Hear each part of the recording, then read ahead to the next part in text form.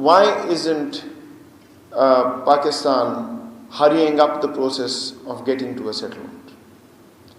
And my answer really was that this is the most depressing part of my job, or anybody who's working as a Pakistani official trying to resolve this dispute in light of the UN Security Council resolutions. Because every single day you wake up, you come to office, and you get information on what has happened in IIOJK in the past 24 hours. Thank you to IRS. I apologize, I misunderstood the time, so I hope I am not late. I'll be very, very brief and just lay out for you. The Foreign Minister has spoken, and I apologize. I didn't realize that you were starting earlier than I thought. But let me just begin by saying that all of us should remember the 5th of February for one reason and one reason alone. We call it the Solidarity Day, but really it is saluting the resistance of the Kashmiris. And every time we talk about Kashmir and the world talks about Kashmir, somehow real estate comes to mind. The first and foremost part of this dispute is human lives.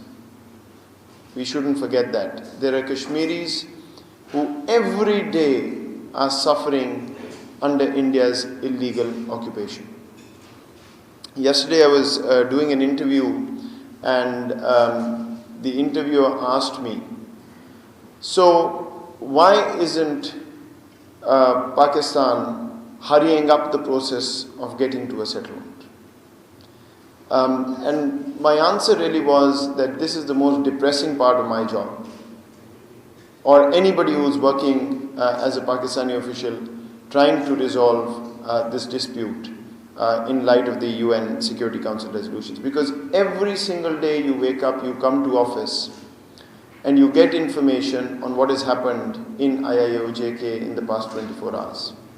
And that is enough to make you sob for the rest of the day if you have any heart beating inside you. So I just want to start by reiterating that this is foremost an issue of human lives, a human tragedy that has lasted 73 years and continuing, unfortunately. When you talk about Kashmir, the first thing to keep in mind is what is today's Pakistan. I think this is where we start going wrong when we talk about Pakistan, and we then talk about India, and then we talk about what India is doing. But the first thing, and I'm not sure whether the Foreign Minister talked about this, but Pakistan and the vision of the Prime Minister is decidedly one which puts economic security at the core of Pakistan's future progress. Everything else flows from economic security.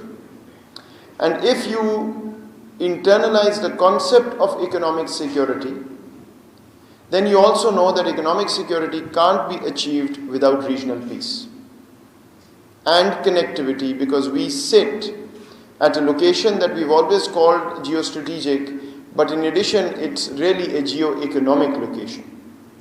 So you need connectivity and regional peace. If you need regional peace, what does Pakistan stand for as far as Kashmir is concerned?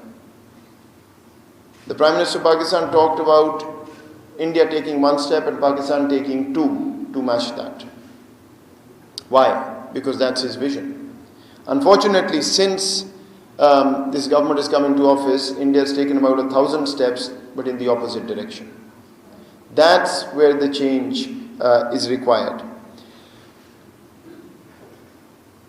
This Pakistan is confronted by an India that's gone from bad to worse, where intolerance now has reached a level that is reflecting in foreign policy every day, where Pakistan and the narrative of Pakistan in India is used to get votes. And if anybody had any doubt, just look at Arnab Goswami's WhatsApp messages that have been put out. What is he saying after Pulwama? Something big will happen, and it will be great for the big man. And in February 2019, he's saying something big will also happen in Kashmir, months before August 5th. There's also talk about our news channel being the only one who was present before the Pulwama attack. What other evidence does the world need? I'm talking to you about Pakistan, economic security and peace, and here is an India that is moving in the direction that all of us know and talk about every day. Let me also say that there's always a conversation, oh, but what is the government doing? What is happening? Nothing is moving. You know, this is the difference between responsibility and rogue behavior. We've got a country on the other side that is seemingly making short-term gains, including tragically in IIOJK when it says, I've done unilateral things to change the character, totally in contravention of the Fourth Geneva Convention and many other international conventions. On the other hand, you have a responsible state that is constantly talking about diplomatic and legal channels and nothing else. Now, this is a difficult path. This is a path to incremental success, not overnight victory.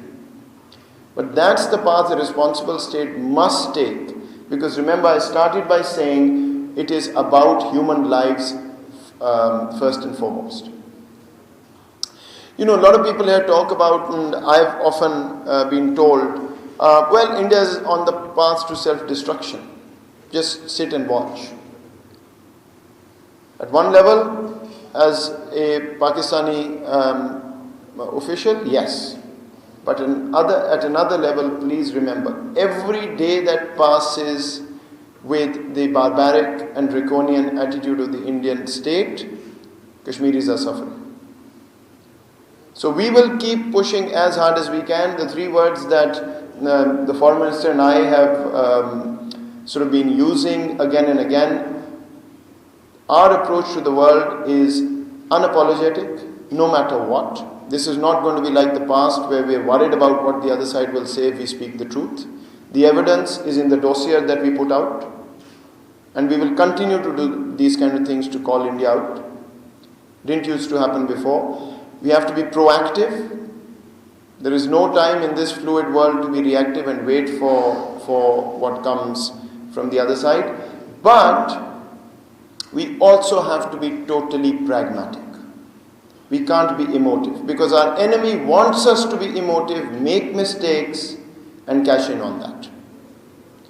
We've already seen the kind of tentacles the enemy has. EU Disinfo Lab, I think unearths and exposes every single part of it, even though that's just the tip of the iceberg.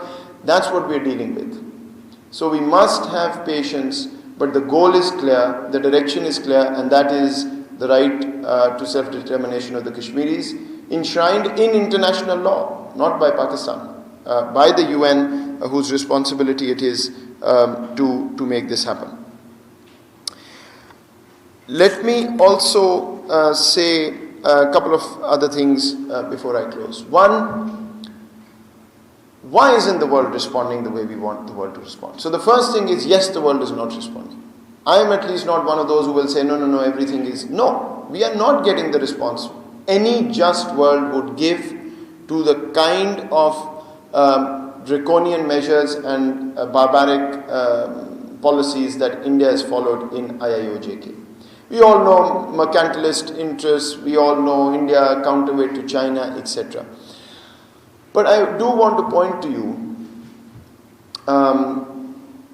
that never has India been censured the way it has been in the Western press and media, by US congressmen and women, by UK parliamentarians, by human rights organizations, like it has in the past year and a half.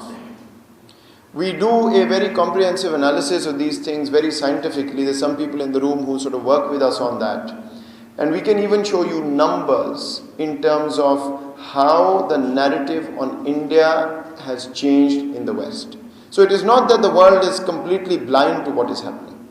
The challenge is to move this realization to an action which is doing the right thing against India, to push it to change what it's doing in IIOJK, and then more importantly for us, move to a real resolution of the dispute.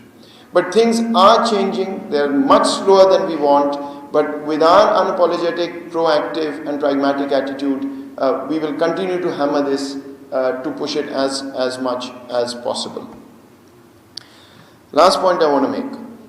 Despite everything we know India is doing, Pakistan's vision is peace.